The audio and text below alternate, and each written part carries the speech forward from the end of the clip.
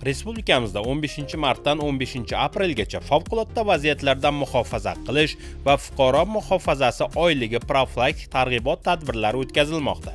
Mazkur tadbirlarni o'tkazishdan asosiy maqsad fuqarolarning turli tabiiy va inson tomonidan keltirilgan favqulodda vaziyatlarda qanday harakat qilish kerakligi haqida xabardor qilish va kerakli ko'nikmalarni rivojlantirishdan iborat. Shu maqsadda Samarqand viloyat favqulodda vaziyatlar boshqarmasi xodimlari tomonidan aholini tabiiy va texnogen tusdagi favqulodda holatlarda to'g'ri harakatlanishga o'rgatish, is gazdan zaharlanishi, xonadon yoki ijtimoiy soha obyektlarida yong'in bilan bog'liq favqulodda holatlarni oldini olish maqsadida profilaktik targ'ibot ishlari olib borilmoqda.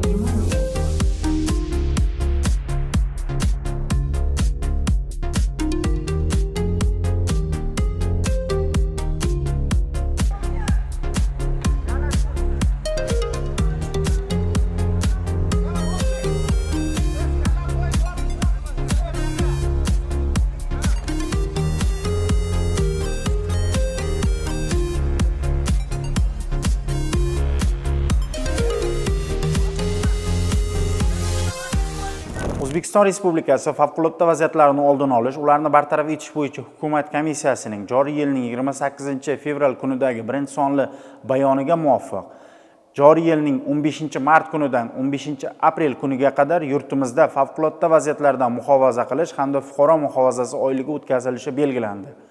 Ushbu oylikni natijadorligini oshirish, samaradorligini yanada oshirish maqsadida Samarqand viloyatida ham chora-tadbirlar ishlab chiqarilib, hududlarda viloyatimizning barcha shahar, tuman, barcha chekka hududlarida ham keng qamrovli profilaktik tadbirlar, o'quv mashg'ulotlari o'tkazilishi boshlab yuborildi.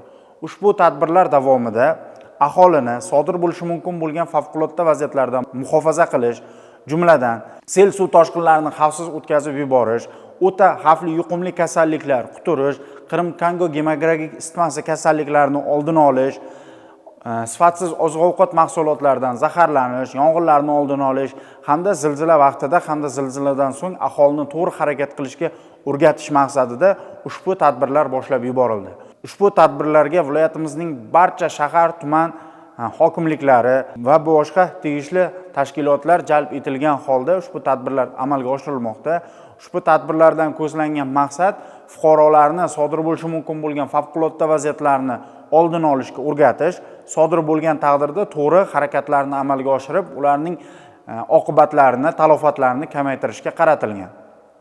Bu tadbirlarimiz aholi yashash xonadonlarida, ijtimoiy soha obyektlari, ta'lim muassasalari, qurilish obyektlari, bozorlarda, savdo ko'ngilochar maskanlarida tashkil etilib borilmoqda. Ushbu tadbirlarni natijadorligini yanada oshirish, ushbu tadbirlarga keng aholini jalb qilish maqsadida barcha turdagi ommaviy axborot vositalari ham jalb etilib, o'sha video, matnli, foto materiallar orqali aholini ushbu oylikda faol ishtirok etishga jalb qilib borilmoqda. Bundan tashqari ushbu oylikni o'tkazishdan biz bilamizki, bahor fasli sel yog'ingarchilik bilan o'tadi. O'sha bahor faslida sodir bo'lishi mumkin bo'lgan sel va suv toshqinlarini xavfini kamaytirish, ularni oldini olish maqsadida o'sha viloyatimiz hududidagi daryolar, kanallar, soylarni, o'zanlarini tozalash, qirg'oqlarni mustahkamlash kabi tadbirlar ham ushbu oylik davomida keng miqyosda amalga oshirib borilmoqda.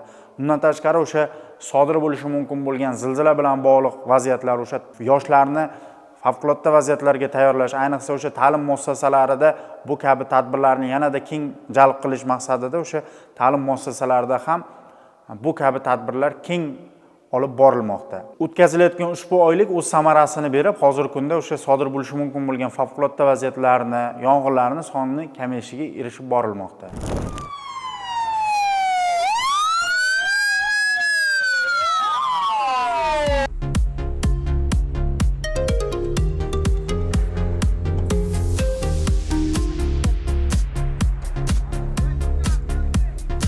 oylik doirasida nafaqat aholining favqulodda holatlarda to'g'ri harakatlanishga o'rgatish, balki soha xodimlarining suv toshqini, zilzila, qor ko'chish kabi tabiiy ofatlar vaqtida qanday harakat qilishi lozimligi bo'yicha atroflicha tushunchalar berib o'tishmoqda. Bu holatlarda xavfsizlik choralarini ko'rish, vaziyatni to'g'ri baholash va zarur harakatlarni amalga oshirish muhim hisoblanadi.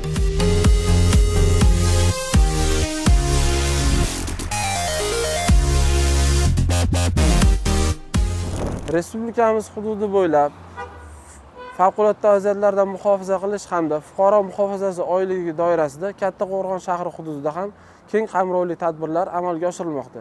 Bulardan misol qilib, shahrimiz hududida qurilayotgan ko'p qavatli binolar hamda u yerda ishlayotgan ishlar bilan birgalikda olib borilayotgan hamda amalga oshirilayotgan amaliy mashg'ulotlar, o'quv seminarlarini bularga misol qilib keltirsak bo'ladi. Bulardan tashqari, ishchilar bilan birgalikda amaliy mashg'ulotlardan tashqari, ularning yotoq joylarida ham tungi reydlar, tungi tekshiruvlar amalga oshirilib, aniqlangan kamchiliklar yuzasidan tushuntirish ishlari va hamda kamchiliklarni joyida bartaraf qilish ishlari amalga oshirilmoqda. Bu kabi tadbirlardan ko'zlangan maqsad fuqarolarni yong'in hamda favqulodda vaziyatlar yuzaga kelganda to'g'ri harakat qilishni amalga oshirishdan iborat. Bulung'ur tuman favqulodda vaziyatlar bo'limi xodimlari tuman hududida tabiiy va texnogen tusdagi favqulodda holatlar sodir bo'lganda qanday harakat qilish lozimligi bo'yicha aholi va keng jamoatchilik o'rtasida keng qamrovli tushuntirish, targ'ibot ishlarini olib borishmoqda. Soha xodimlari tomonidan ta'lim tashkilotlarida tashkil etilgan targ'ibot tadbirlarida favqulodda vaziyat sodir bo'lganda bino ichida bo'lgan fuqarolarning harakati, tarbiyalanuvchi va o'quvchilarni xavfsiz joylarga evakuatsiya qilish tartibi bo'yicha tushunchalar berib o'tishmoqda.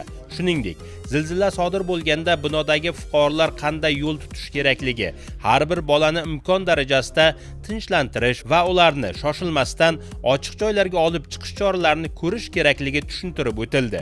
Targ'ibot tadbiri davomida ta'lim tashkilotlaridagi evakuatsiya rejalari muhim o'rin egallashi, har bir chiquvchi eshiklarda evakuatsiya rejalari talab darajasida bo'lishi hamda binoning zaxira chiqish eshiklari doimiy ravishda ochiladigan holatda bo'lishi lozimligi tushuntirib o'tildi.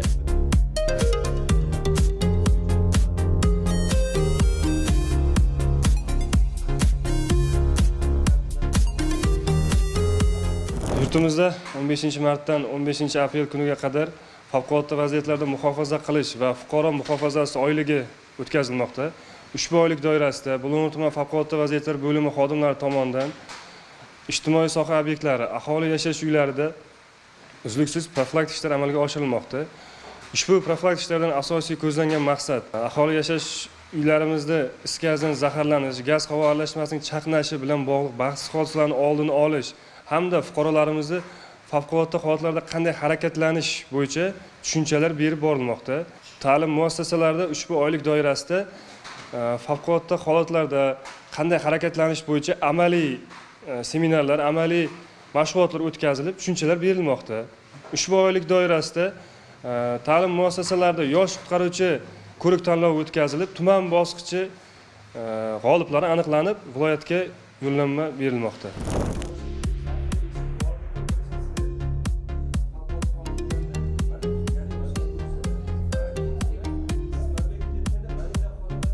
Shuningdek, ta'lim tashkilotlarida kecha-yu kunduz odam bo'lishi, yong'in bilan bog'liq ko'ngilsiz holatlar sodir bo'lsa, fuqarolarni to'g'ri evakuatsiya qilish, yong'in qutqaruv guruhlarining harakatlari, binoda birlamchi o't o'chirish vositalarini muntazam ravishda shay holatda bo'lishi bo'yicha tushuntirish ishlari olib borildi. Bunda asosiy e'tibor qo'riqlash xizmati, ishchi va xizmatchilari hushyorligini oshirish, ta'lim tashkilotlarida ishlovchi barcha xodimlar favqulodda holat sodir bo'lganda qanday yo'l tutishi, hudud va binolardagi suv jumraklarini ishlata bilishi bo'yicha yo'riqnomalar berilib, yong'in qutqaruv guruhlarining harakatlari ko'rsatib o'tildi.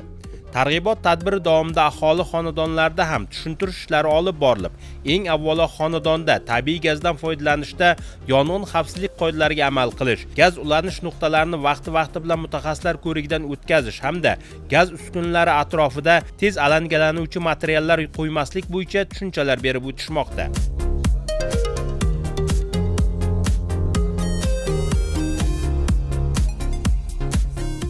Fuqaro muhofazasi oyligi tadbirlar doirasida Bulung'ur tuman hududidagi aholi yashash xonadonlari, davlat tasarrufidagi obyektlar, shuningdek tadbirkorlik subyektlarga tegishli obyektlarda hamda qurilish olib borilayotgan obyektlarda keng qamrovli profilaktik tushuntirishlar olib borilmoqda. Ushbu tadbirlar davomida asosan is gazdan zaharlanish, gaz havo aralashmasining chaqnashi hamda yong'inlarning oldini olishga qaratilgan tadbirlar, shuningdek zilzila bo'lganda aholini to'g'ri harakatlantirish hamda ushbu turdagi ko'ngilsiz hodisalarning oldini olish borasida aholiga keng qamrovli tushuntirishlar olib borilmoqda.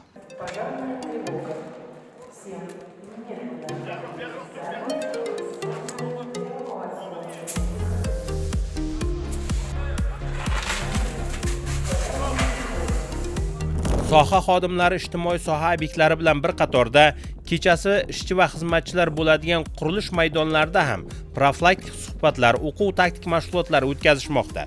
Bulung'ur tuman favqulodda vaziyatlar bo'limi xodimlari qurilish maydonlarida dastlab xavfsizlik talablariga qat'iy amal qilish, ishchilarni yuqori qavatlarda ishlashda xavfsizlik kamarlaridan foydalanishi, qurilish maydonida doimiy ravishda maxsus kiyimda bo'lishi, belgilangan tartibda kunlik texnik nazoratdan o'tishi lozimligi tushuntirib o'tildi. Qurilish maydonida ishchi xizmatchilar uchun yaratilgan sharoitlar, ularni dam olish xonalarini talabga javob berishi ham ko'zdan kechirildi. Yotoqxonalarda qo'lbola nostandart isitish pechlari bo'lmasligi bo'yicha bir necha bor ogohlantirilishiga qaramasdan ayrim ishchilar dam olish xonalarida belgilangan tartiblar buzilganligi mas'ullarga tushuntirilib, aniqlangan kamchiliklar joyida bartaraf etildi.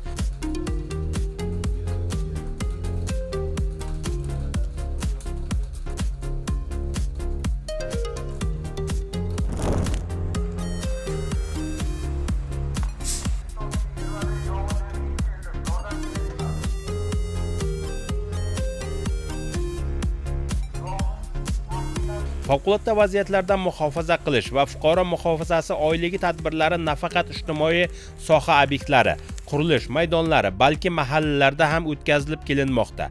Har bir o'tkaziladigan targ'ibot tadbirlarda fuqarolar doimiy ravishda yong'in va texnika xavfsizligiga qat'iy amal qilishi lozimligi tushuntirib o'tilmoqda.